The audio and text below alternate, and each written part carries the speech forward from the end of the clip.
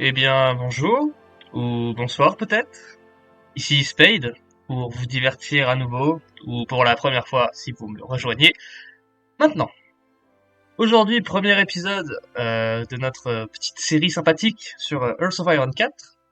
Alors, pour ceux qui ne connaîtraient pas Earth of Iron 4, c'est un jeu développé par Paradox, qui nous place dans le contexte de la Seconde Guerre mondiale. Nous allons pouvoir réécrire le conflit le plus meurtrier de l'histoire de l'humanité.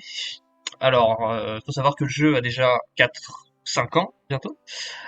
Il est sorti au départ, il y avait les 5 factions suivantes, la France, les USA, l'Angleterre, l'Allemagne, l'Italie, le Japon, l'URSS, ainsi que tous les autres pays du monde qui n'avaient pas d'arbre de priorité, que je vous expliquerai après, personnalisé, comme les autres nations.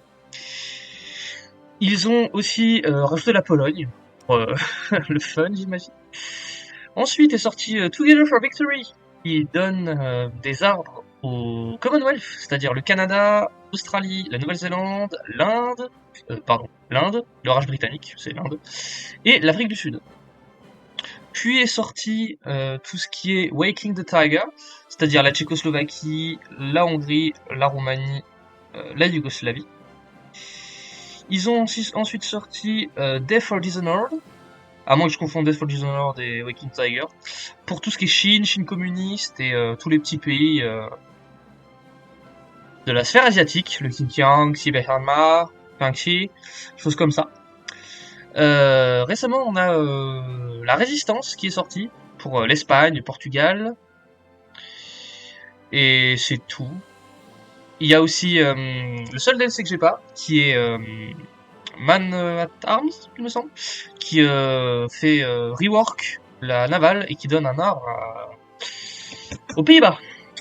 Sauf que ça ne m'intéresse honnêtement pas. Et ils ont sorti Battle for Besserus, il me semble que c'est ça le nom.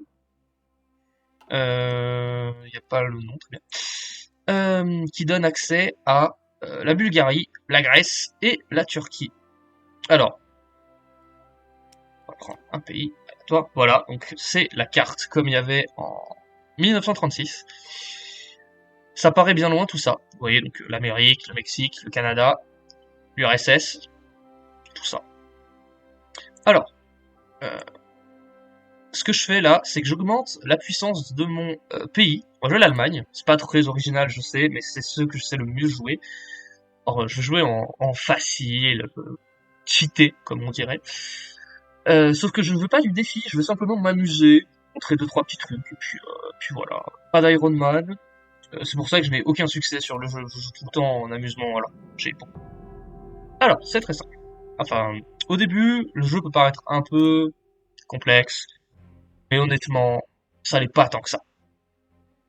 Alors, vous voyez, ça se présente comme ça. C'est l'Allemagne nazie avec Adolf Hitler au pouvoir, qui a le trait dictateur, ce qui on gagne 25% de poids politique en plus. Poids politique qui permet de faire des changements dans le gouvernement, et surtout ça en fait. Et des actions diplomatiques avec les autres nations.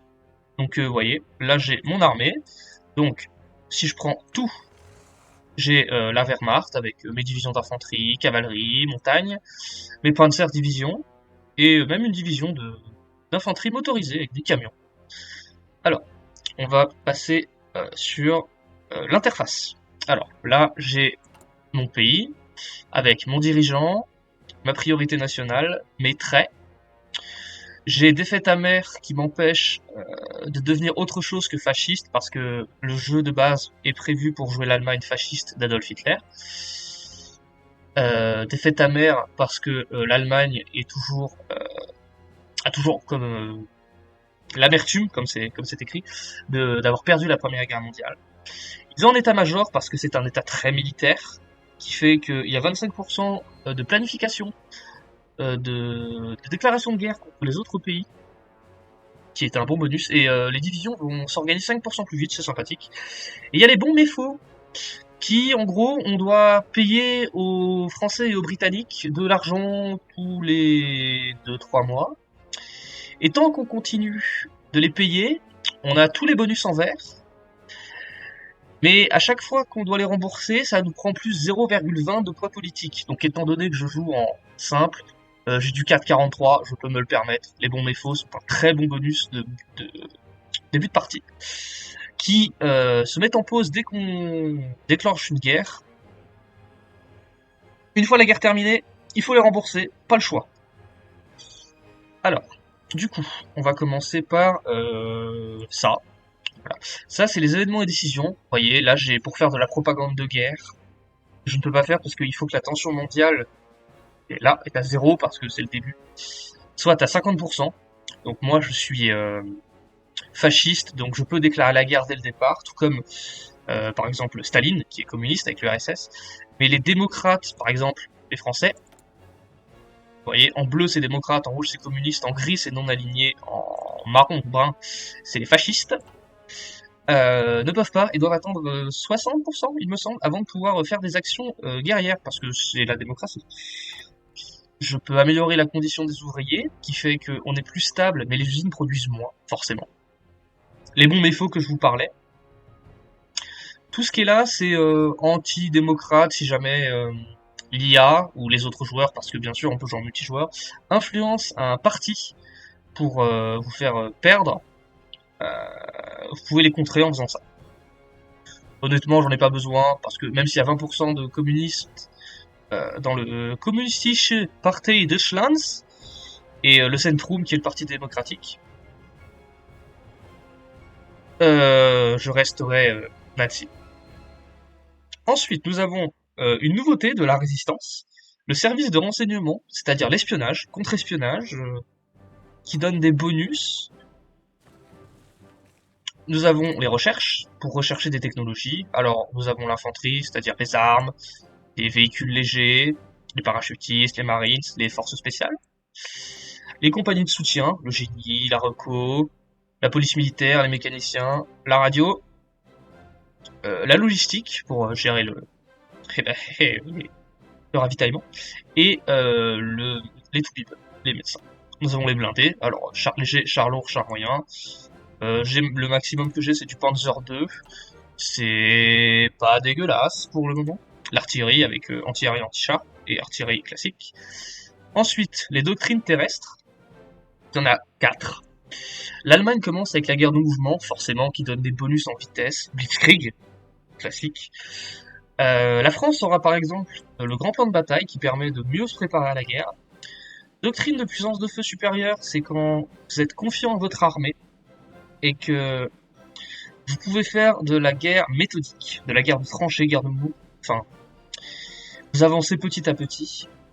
Et vous avez doctrine de l'assaut en masse qui est comment dire, l'URSSA. Vous avez beaucoup de soldats, mais disons qu'il y a un fusil pour 3 soldats. Donc bah, on fait comme on peut. Ensuite, nous avons le naval, avec tous les bateaux. Doctrine navale, c'est comme pour la doctrine terrestre. Étranglement du commerce pour Allemagne. L'attaque des bases ennemies ou la flotte de dissuasion. Ça donne un bonus pour les sous-marins. Donc les U-boats allemands sont très bons. Les avions, avec l'eau chasseur, appui aérien, bombardier naval, bombardier tactique, avion de Rocco, stratégique. Et quand on arrivera en 1944, on pourra faire le moteur à réaction qui regroupe tout. Doctrine aérienne, forcément. Appui aérien qui pour moi est la meilleure parce que ça fait combiner vos forces sol, donc ma Wehrmacht, et ma Luftwaffe, l'armée de l'air allemande. Euh, et c'est bien. C'est plutôt bon. Et ensuite, on a tout ce qui est ingénierie et industrie, production, pétrole, mécanique, choses comme ça. Voilà. Ensuite, on a la fenêtre diplomatique. Donc vous voyez qu'en tant que fasciste, je suis pas trop aimé par le monde. Certains m'aiment bien. Donc bizarrement, ça va être l'Italie, fasciste, de Benito Mussolini. Le Japon, de Hirohito. Tout ce qui est Manchukuo et Menkaku, c'est des petits alliés du Japon. Le Pérou, qui est fasciste, le Salvador, le Venezuela, et le Portugal, qui pour le moment est neutre. Mais Il me semble qu'ils vont pas faire grand-chose, mais vous voyez, par exemple, si je fais ça, Portugal, alors, ils peuvent restaurer l'état nouveau. Je ne sais plus où est-ce que c'est, parce que je joue pas souvent le Portugal, mais on peut refaire l'alliance des deux couronnes et fonder le royaume portugais-Brésil, pour avoir un point d'ancrage en Europe et en Amérique du Sud. Donc vous voyez que l'Afrique, bah, il n'y a pas beaucoup de pays. Forcément, à l'époque, c'était encore très colonisé. Vous voyez la France, l'Angleterre, Portugal, la Belgique, avec l'Espagne. Il y a l'Éthiopie, qui est en guerre. L'Italie, ils vont perdre parce que c'est scénarisé comme ça. Il y a la deuxième guerre éthiopienne, ils ont gagné la première, on peut tout le temps gagner. Ensuite, le commerce. Vous voyez, par exemple, je manque de caoutchouc. Le tungstène, c'est juste, mais le reste, ça va. Le pétrole, j'en utilise pas, j'en ai que 2. Donc c'est peu, mais bon. La production, c'est tout ce qui est matériel militaire, fusils, matériel de soutien, artillerie, tanks, avions, et les navires, sous-marins, destroyers, cuirassés, choses comme ça. Ça, c'est pour recruter et déployer nos divisions. Vous voyez, c'est là. Je peux recruter de l'infanterie, des panzers motorisés, les montagnes, ou cavalerie. Cavalerie qui est plus utile pour garder les provinces. Et la logistique, qui permet de voir ce qu'on manque, ça. Ensuite, là, on a pour voir l'armée de terre. Si je fais ça, détail du matériel, je vois que j'ai 269 000 hommes dans l'armée de terre. C'est pas mal. J'ai 30 divisions, 315 bataillons dans la Wehrmacht. Vous voyez, c'est pareil pour la marine, l'armée de l'air. J'ai 13 escadrilles, et là j'ai 4 flottes de 36 bâtiments. C'est assez peu, mais l'Allemagne n'est pas très très forte au départ pour sa marine, contrairement à l'Angleterre, qui est très très forte là-dessus. Du coup, on a la tension mondiale avec des choses, il n'y a rien pour le moment. La guerre Italie contre Éthiopie, comme je vous dis, et l'Éthiopie a entre 3 et 23 divisions, les Italiens en ont le double, même plus. Ils vont... L'Éthiopie va se faire manger. En dessous, nous avons la carte pour voir l'armée, ça comme ça. La marine, avec les différents secteurs. L'armée de l'air, avec les aéroports qui couvrent les zones. Donc autour, c'est efficacité optimale, efficacité réduite pour le plus grand cercle. Et l'espionnage, pour l'instant, j'ai rien parce que le service n'est pas fondé. Le reste, c'est pour voir les factions. Vous voyez, j'ai l'axe. Je suis tout seul au début. Et les ressources, terrain. Vous voyez que l'Allemagne, c'est surtout plaine, un peu montagne, un peu forêt surtout. Par exemple, la Russie, c'est très très... La Russie. La Suisse, la Russie. La Russie, c'est beaucoup des forêts, des plaines, et il fait froid. Vous voyez, l'infrastructure, tout ce qui est les ressources, modement, on a envahi un pays. Enfin bref. Alors, on va prendre nos premières recherches, notre priorité nationale, et l'épisode s'arrêtera là. Il a sans doute été assez court, mais c'est le départ. Alors, l'Allemagne, c'est très simple. Il y a, on va dire, 3 branches.